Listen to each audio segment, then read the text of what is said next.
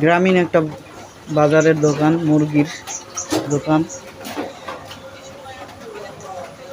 যারা বেকার আছেন তাদের উদ্দেশ্যে এই ভিডিওটা করা। দেখেন,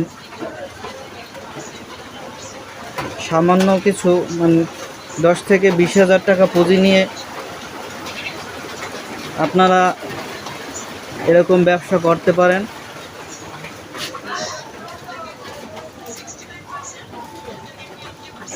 সবসময় মাথায় রাখবেন, যেসব জিনিস নিত্য প্রয়োজনীয়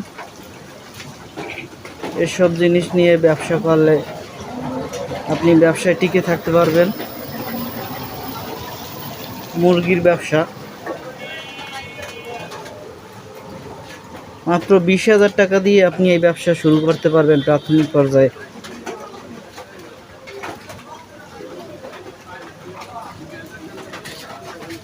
দোকানটি পটুয়াখালীর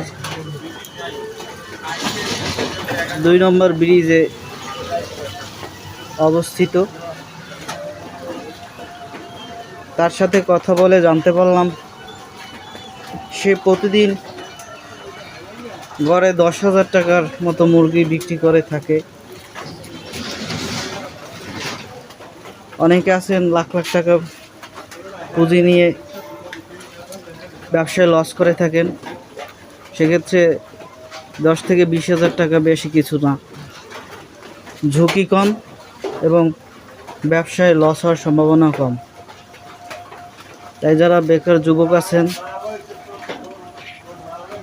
তাদের উদ্দেশ্যে ভিডিওটা করা, যে কি করবেন। তো এটা সামান্য একটা ধারণা দিলাম। আজ এই পর্যন্তই। আসসালামু আলাইকুম।